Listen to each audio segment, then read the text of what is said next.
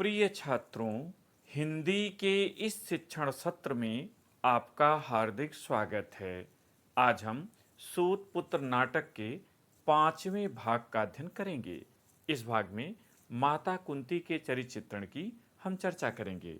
ध्यान दीजिएगा कि जितने भी चरित्र चित्रण एक ही प्ले पर होते हैं अथवा एक ही कहानी पर होते हैं, एक ही से संबंधित होते हैं, तो उसमें जो भूमिका की पंक्तियां होती हैं प्रायः कॉमन लिखा जाता है। इससे आपको अधिक याद करने की आवश्यकता नहीं पड़ती। तो आइए प्रारंभ करें। सूत पुत्र नाटक के आधार पर माता कुंती का चरित्र चित्रण कीजिए। आप जानते हैं कि चरित्र चित्रण प्रायः 5 शीर्षकों के अंतर्गत किया जाता है। परीक्षा में आप 3 के अंतर्गत भी लिख सकते हैं, किंतु किसी एक में उदाहरण अवश्य दिया जाना चाहिए। उत्तर: डॉक्टर गंगा साहेब प्रेमीकृत सूत पुत्र नाटक की कथा महाभारत पर आधारित है। इस नाटक का नायक कर्ण है। कुंती कर्ण की जन्मदात्री है। वह सूत पुत्र नाटक की प्रमुख नारी पात्र है। उसके चरित्र की प्रमुख विशेषताएं निम्नलिखित हैं। पहला, सौम्य व्यक्तित्व। माता कुंती के दर्शन नाटक के तीसरे अंक में उस समय होते हैं जब वह कर्ण को अपने पक्ष में करने के लिए उसके पास आती है।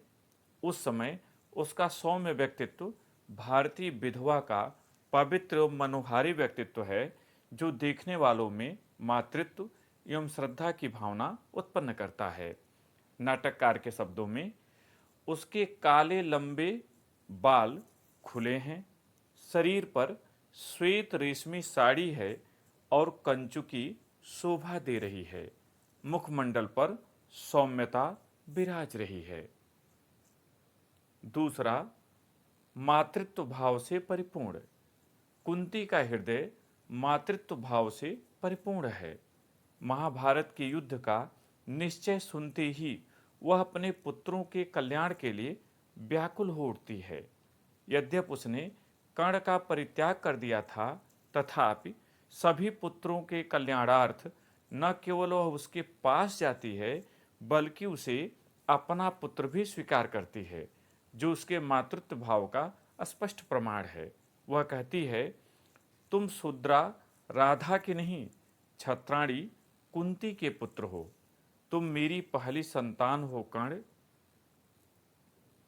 तीसरा, राजनीति में निपुण। राज परिवार से संबंधित होने के कारण माता कुंती राजनीति में निपुण थीं।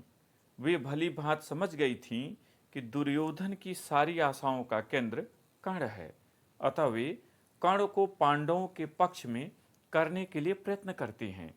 कर्ण के यह कहने पर कि पांडव सार्वजनिक रूप से उसे भाई स्वीकार कर लें तो वह उनकी रक्षा के विषय में सोच सकता है, वे तुरंत कह पड़ती हैं, हाँ कर्ण, तुम्हारे 5 अनुज सार्वजनिक रूप से तुम्हें अपना अग्रज स्वीकार करने को प्रस्तुत हैं।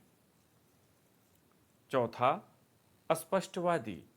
माता कुंती के चरित्र की एक बड़ी विशेषता उनका स्पष्टवादी होना है।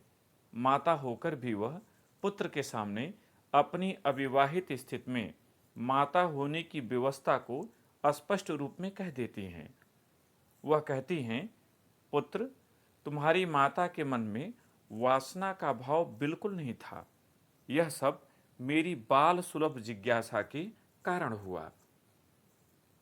पांचवा, वाक्पट। माता कुंती वार्तालाप करने में कुशल हैं। उनकी वाक्पटुता के दर्शन कर्ण के सम्मुख होते हैं। कर्ण उनकी बात मान ले, इसके लिए पहले वे कर्ण को पुत्र, तत्पश्चात तुरंत ही कर्ण कहकर संबोधित करते हैं। चलती हूं पुत्र, नहीं नहीं कर्ण, मुझे तुम्हारे सामने याचना करके भी खाली हाथ लौटना पड़ रहा है। निष्कर्ष: उपर्युक्त विवेचन से स्पष्ट है कि नाटककार ने माता कुंती के चरित्र का चित्रण अत्यंत कुशलता से किया है।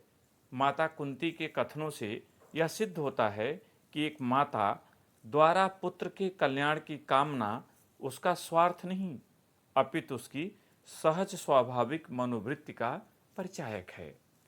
इस भाग में इतना ही। बहुत बहुत धन्यवाद।